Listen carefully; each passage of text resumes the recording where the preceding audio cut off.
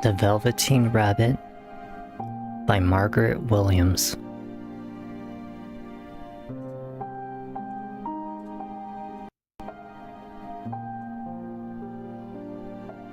There was once a Velveteen Rabbit, and in the beginning, he was really splendid.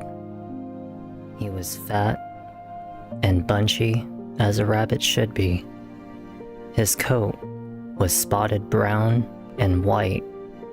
He had real thread whiskers, and his ears were lined with pink satin. On Christmas morning, when he sat wedged at the top of the boy's stocking, with a sprig of holly between his paws, the effect was charming. There were other things in the stocking, nuts and oranges, and a toy engine, and chocolate almonds, and a clockwork mouse, but the rabbit was quite the best of all. For at least 2 hours, the boy loved him. And then aunts and uncles came to dinner, and there was a great rustling of tissue paper and unwrapping of parcels. And in the excitement of looking at all the new presents, the Velveteen Rabbit was forgotten. For a long time, he lived in the toy cupboard or on the nursery floor, and no one thought very much about him. He was naturally shy, and being only made of velveteen, some of the more expensive toys quite snubbed him. The mechanical toys were very superior and looked down upon everyone else. They were full of modern ideas and pretended they were real. The model boat, who had lived through 2 seasons and lost most of his paint, caught the tone from them and never missed an opportunity on referring to his rigging in technical terms. The rabbit could not claim to be a model of anything, for he did not know that real rabbits existed. He thought they were all stuffed with sawdust like himself, and he never understood that sawdust was quite out of date and should never be mentioned in modern circles. Even Timothy, the jointed wooden lion, who was made by disabled soldiers, and should have had broader views, put on airs and pretended he was connected with the government. Between them all, the poor little rabbit was made to feel himself very insignificant and commonplace, and the only person who was kind to him at all was the skin horse. The skin horse had lived longer in the nursery than any of the others. He was so old that his brown coat was bald in patches and showed the seams underneath, and most of all the hairs in his tail had been pulled out to string bead necklaces. He was wise, for he had seen a long succession of mechanical toys arrive to boast and swagger, and by break their mainsprings and pass away. And he knew they were only toys, and would never turn into anything else, for the nursery magic is very strange and wonderful, and only those playthings that are old and wise and experienced, like the skin horse, understand all about it. "What is real?" asked the rabbit one day when they were lying side by side near the nursery fender before Nana came in to tidy the room. "Does it mean having things that buzz inside you and a stick-out handle?" "Real isn't how you are made," said the skin horse. "It's the thing that happens to you when a child loves you for a long, long time, not just to play with, but really loves you. Then you become real." "Does it hurt?" asked the rabbit. "Sometimes," the skin horse. "Sometimes," said the skin horse, for he was always truthful. "When you are real, you don't mind being hurt." "Does it happen all at once, like being wound up?" he asked. "Or bit by bit?" "It doesn't happen all at once," said the Skin Horse. "You become. It takes a long time. That's why it doesn't happen often to people who break easily, or have sharp edges, or who have had to be carefully kept. Generally, by the time you are real, most of your hair had been loved off, and your eyes drop out, and you get loose in the joints and very shabby. But these things don't matter at all, because once you are real, you cannot be ugly, except to the people who do not understand." "I suppose you are real," said the rabbit, and then he wished he had not said it, for he thought the Skin Horse might be sensitive. But the Skin Horse only smiled. "The boy's uncle made me real," he said. "That was a great many years ago. But once you are real, you cannot become unreal again. It lasts for always." The rabbit sighed. He thought it would be a long time before his magic called real happened to him.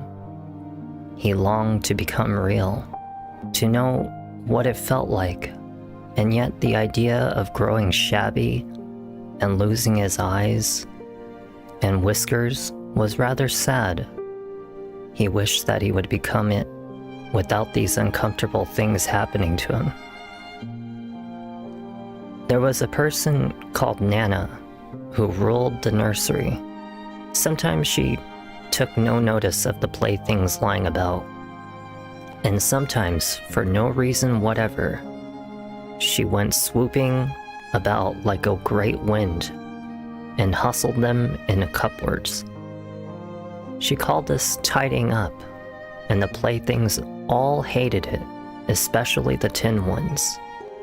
The rabbit didn't mind it so much, for whenever he was thrown, he came down soft. One evening, when the boy was going to bed, he couldn't find the china dog that always slept with him. Nana was in a hurry, and it was too much trouble to hunt for china dogs at bedtime. So she simply looked about her, and seeing that the toy cupboard door stood open, she made a swoop.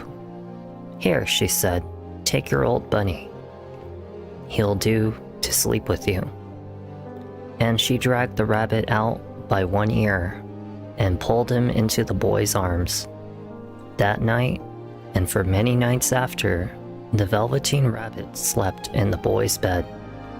At first, he found it rather uncomfortable, for the boy hugged him very tight, and sometimes he rolled over on him, and sometimes he pushed him so far under the pillow that the rabbit could scarcely breathe.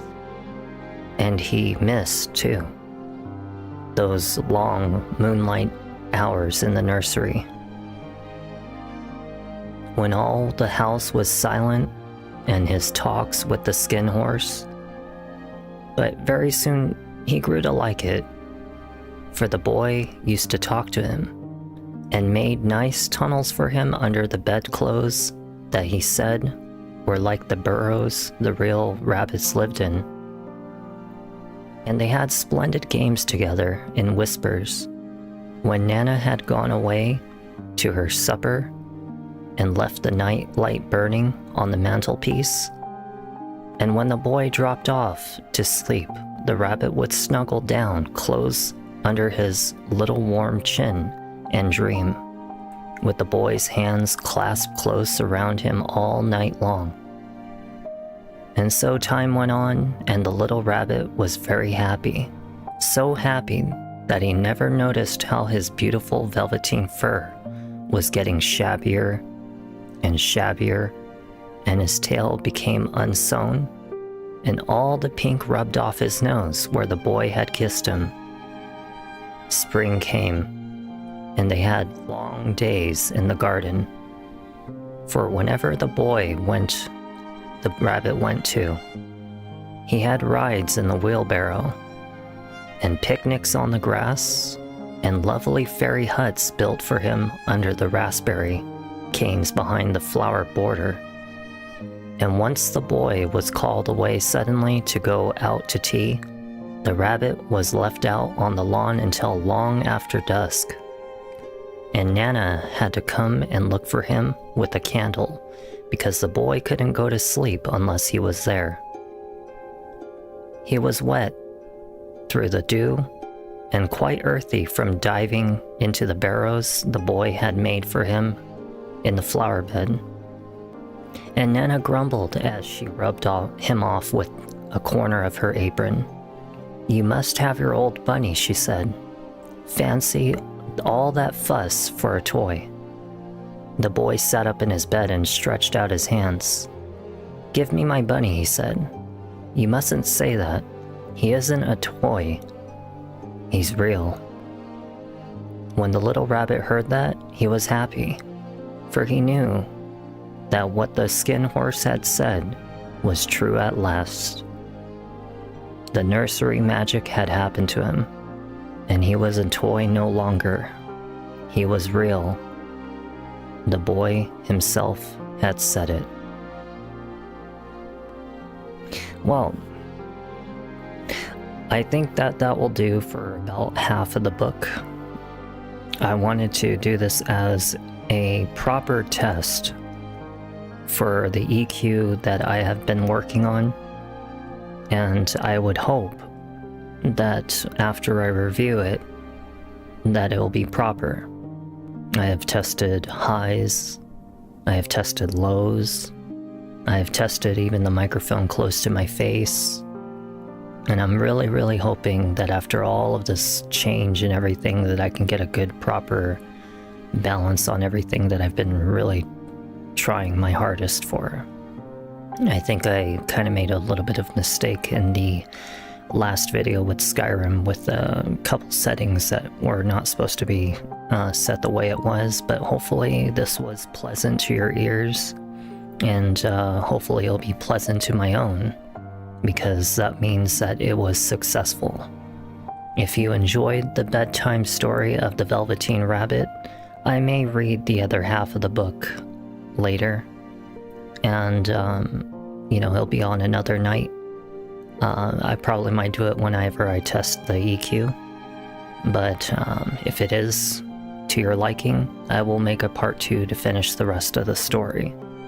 And perhaps, maybe in the future, even for children, for teenagers, for adults, or even those who perhaps just need a nice relaxing moment, or suffer from depression, maybe even elderly people, perhaps will enjoy this new little idea of reading some certain stories.